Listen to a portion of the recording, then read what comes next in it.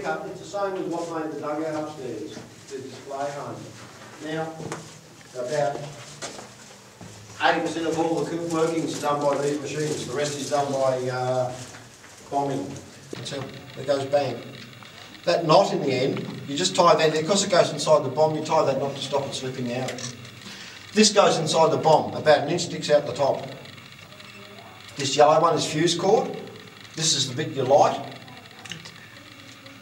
This length will give you about 1.5 minutes, a bit less, I'm not sure, about 1.5 minutes. Plenty of time to get out. The blue bit that sticks up out of the bomb, slid onto the end of this fuse cord is the detonator. That silver thing's a detonator. Slides on the fuse cord. You tape that detonator to the cortex that comes out of the bomb, so an assembled bomb looks like that. Pretty harmless. However, they're not. They really go bang, folks. So what happens now is you've made your bombs, you should back them underground because they are very subject to static electricity. If you're walking around on the surface with an armful of bombs and you get prickled by static every time you brush past something, you're in big trouble. And if you go like that, to get rid of them, to put them down, you're creating more static. The closer to the ground you go, you're going to create more static. You just pull your boots and socks off like that. Earth yourself to the ground, less static that way. Anyway, you should make them underground, no one does what you're meant to. Now when I'm using explosives, I only make doorway drives. I keep it really narrow. Because if I haven't found opal, I'm looking to where opal's likely to be made. So I'll keep it narrow, especially at the top. It's only your head has to get through up here. You don't need to be 4 foot across up there unless you've got a real big head. So you drill the holes. These holes are 2-inch auger holes. A shot in rock like this, a doorway drive like I make, I'm going to use about 10 bombs per shot. One on the top, a couple below it.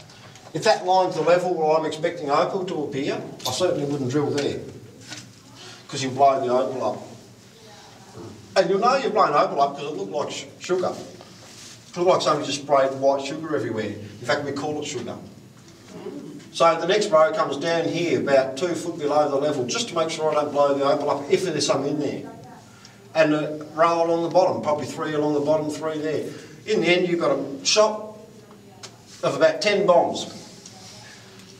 Drill those holes. I drill them 4 feet deep. I've got a slightly bigger bomb than that. You slide the bombs right to the back. And handfuls and handfuls of fine powdered dirt, ram it in, ram it with a stick, ram all that dirt in. Bombs, explosions love and need tight spaces. So once I've got it all loaded, the last thing I do is curl up the fuse cord, stick it in the hole, just leave enough sticking out there to light. The first bomb might blow all the fuse cords off, so that's why you do that.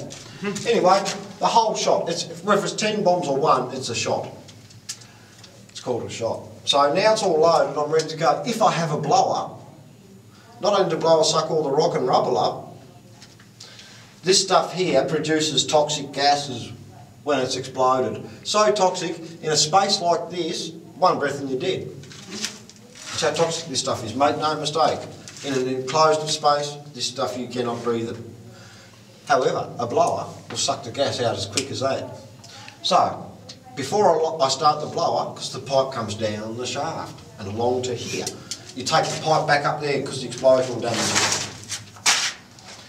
Before I start the blower, I light the bombs. I get a quality lighter, not a cheap 50-cent job from the $2 shop, because once you've lit a bomb, you're committed. You're not letting these lines, we go flick, flick, flick, come on, work, you cheap bastard. No, you want them all to go smoothly, you light them. Remember, you've only got about a minute, because my partner calls me short fuse Andy, because this stuff's expensive, you've got to keep it all minimal. So I've got about a minute to get out, so I light them all. I've got to light 10 of them. When I've got them light, I start the blower, either remotely from here or my mate on the surface. I've got a mate on the surface because he drinks beer on the dump all day, so he starts the blower for me. Bang, bang, bang on the pipe I go. 3 bangs means start the blower now, I've got bombs going. He'll know that, if he's awake. If the beer hasn't, the sun hasn't got at him, he'll start the blower for me. If he doesn't, up the shaft, get out while you're alive. So anyway, Barry starts the blower. I'm just going to sit behind here, these people here, where that picture is, sit behind that pillar. Block your ears and open your mouth. Because when these bombs, you block your ears because when the bombs go off they're loud. I'll tell you how loud they are. 1 bomb in here, you'll hear it on the surface hundreds and hundreds of metres away. 300-400 metres away. I'm not joking, that's how loud it is. 10 of them, they roar through here. They spit rocks 20, 25 metres up the drive. That's why you get around the corner, so you don't get blasted. And block your ears and open your mouth. The reason you open your mouth is because the shock waves are going to come through you. And they've got to come out. If you don't open your mouth, they're going to come out your eardrums. Blow them out. So that's why you open your mouth. While you're sitting here with your mouth open, looking stupid, doesn't matter, no one down here. You're on your own. Or just your mate, he's doing the same thing.